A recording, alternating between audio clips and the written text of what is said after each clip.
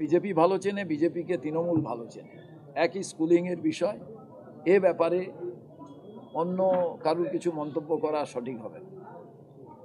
বাংলাতে এসআইআর এর প্রস্তুতি, সিইও অব দ্য দফতরের বৈঠক, 15ই অক্টোবরের মধ্যে কাজ শেষের নির্দেশ।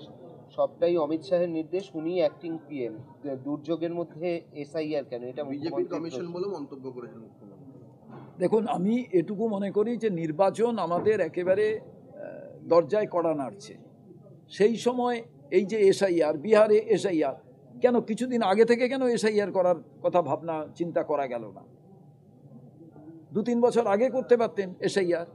আর এসআইআরের আমরা বিরোধী নই। আমরা কোনটা চাই? আমরা চাই ভারতবর্ষের যে সংবিধান আছে, সংবিধান মোতাবেক এসআইআর হোক। তার কারণ অসাংবিধানিক এসআইআর যাতে না হয়, পলিটিক্যাল মোটিভেটেড এসআইআর যাতে না হয়, যেখানে একজন নাগরিক, তিনি বৈধ নাগরিক, তার নাম কোনোভাবে যাতে বাতিল না হয়। এক ব্যক্তি এক ভোট, নিজের ভোট নিজে দিন, এবং free, fair and fearless election. এইটা তো গণতান্ত্রিক ব্যবস্থার মূল কথা। সেখানে যাতে কোনো যিনি আমার দেশের নাগরিক নন, তিনি যাতে ভোটার না হতে পারেন, একদম পরিষ্কার ভালো কথা। কিন্তু প্রশ্নটা হচ্ছে, কত বছর বিজেপি এই ক্ষমতায় আছেন? তারা কেন পশ্চিমবঙ্গে তো জানেন যে 2026-এ নির্বাচন, কেন আগে থেকে নির্বাচন কমিশন চিন্তা করলেন না, ভাবনা চিন্তা তাদের থাকলো না? এসআইআর নিয়ে আজকে যে বৈঠকটা চলছে বিএলওদের সঙ্গে, সেই বৈঠকে কমিশনের তরফে স্পষ্ট করে দেওয়া হয়েছে যে আধারকে একটা আইডেন্টিটির বেশি তারা কিছু গণ্য করবে না। আধার নাগরিকত্বের প্রমাণ নয়, ইটস অনলি অ্যান আইডেন্টিটি। না, এটা তো অলরেডি সুপ্রিম কোর্টে সে সময় বলেছে যে আধার হচ্ছে নাগরিকত্বের প্রমাণ শুধু নয়, একটা আইডেন্টিটি। আমি মানলাম। আপনি যখন ভোট পেয়েছেন এই আধার কার্ড নিয়ে, তখন আপনি মেম্বার অফ পার্লামেন্ট হয়েছেন, সরকারে আজকে বসে আছেন। আর আজকে যখন মনে করছেন যে এই আধারটা আপনাকে ভোট দিতে পারে কি নাও দিতে পারে, তখন এই আধারটাকে আপনি কোশ্চেন মার্কে রাখছেন। কেন রাখবেন? তাহলে প্রথমেই রিজাইন করুন। রিজাইন করে তারপরে হোক সরকার তৈরি, ভারতবর্ষের সরকার রিজাইন করে দিক, দিয়ে এসআইআর হোক, সমস্ত কিছু হোক, তারপরে এই কথাটা বলুক ওরা। আজ খড়গপুরে একটা রং কারখানার উদ্বোধন করার কথা ছিল মুখ্যমন্ত্রী মমতা বন্দ্যোপাধ্যায়, সেটা স্থগিত হয়ে গিয়েছে। ওখানকার কর্তৃপক্ষ জানিয়েছে অসুস্থতার কারণ দেখি আজ হচ্ছে না। মুখ্যমন্ত্রী পুরো ঘটনাটার পিছনে মন্তব্য করছেন, তিনি মনে করছেন দিল্লির বড় ভাইরাস এর পিছনে আছে, তার কারণেই আচমকাই প্রোগ্রামটা স্থগিত হয়ে গেল। আমি এই ব্যাপারটা জানি না, আমাকে জানতে হবে। আর দ্বিতীয় জিনিস হচ্ছে, ওই কেন্দ্র আর রাজ্য লড়াই করুক, আর সাধারণ মানুষ মারা যাক কিংবা নতুন শিল্প না হোক। আসল কথা, কেন্দ্রীয় সরকার চায় না 2014 থেকে আজ পর্যন্ত একটা ভারী শিল্প ভারতবর্ষে হয়নি। পশ্চিমবঙ্গ ভারতবর্ষের বাইরে নয়।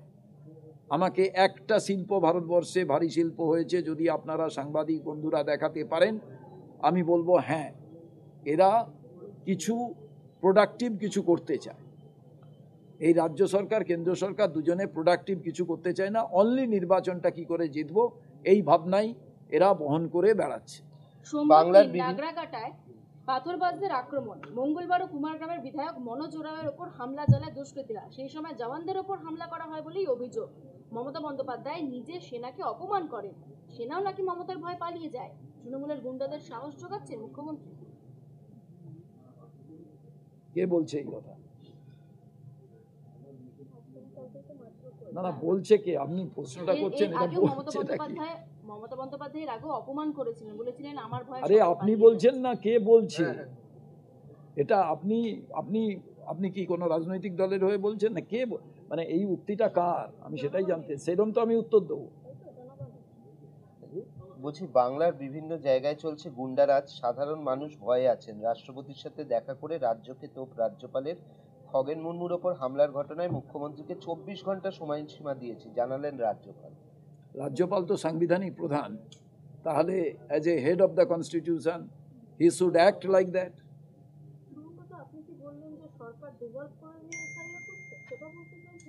আমি বলেছি, যারা বলছে আধার কার্ডটা সঠিক নয়, রেশন কার্ডটা সঠিক নয়, যার মাধ্যমে তিনি ভোটে জিতলেন, ওইগুলোর মাধ্যমেই তো বিহারে জিতেছেন। তারপরে বলছিলেন এটা ঠিক নয়, তারপরে তো সুপ্রিম কোর্টের থাপ্পড় খেয়ে তারপরে 65 লক্ষ লোকের বললেন না, নতুনভাবে বিষয়টা দেখা হোক, আধারকে মান্যতা দেয়া হোক। আমি জানতে চাইছি যে যে জিনিসগুলোকে নিয়ে আমি নিজে আজকে সাংসদ হয়ে গেলাম, তাহলে ওই জিনিসগুলোকে বাতিল করতে হলে আমাকে তো পদত্যাগ করা উচিত, তাহলে সরকারটাকেই তো পদত্যাগ করা উচিত। তো এর দিকে যখন জুতো ছুঁড়ে মারে, তার যখন কিছু ব্যাপার হয় না, কেন্দ্রীয় মন্ত্রী হিসাবে উনি যখন এই কথাটা বলছেন, উনি অমিত শাহকেও বলছেন, আবার এখানে মমতা বন্দ্যোপাধ্যায়কেও বলছেন। সৌগত রায় দুঃখ প্রকাশ করেছেন, বলছেন যে খগেন মুর্মু ভদ্রলোক, তাকে সিরিয়াসলি মারা খুব খারাপ, খারাপ বার্তা পৌঁছয়, আমি খুব দুঃখিত। না, আমি আপনাকে বলি, রাজনীতিতে এইটা খুবই গুরুত্বপূর্ণ বিষয় যে রাজনীতিতে এইটুকু কেন থাকবে না। একজন মানুষ তিনি যাবেন কোনো জায়গায় দেখতে, তিনি কোথাও ভিজিটে গেলেন, তার উপরে আক্রমণ হবে, এটা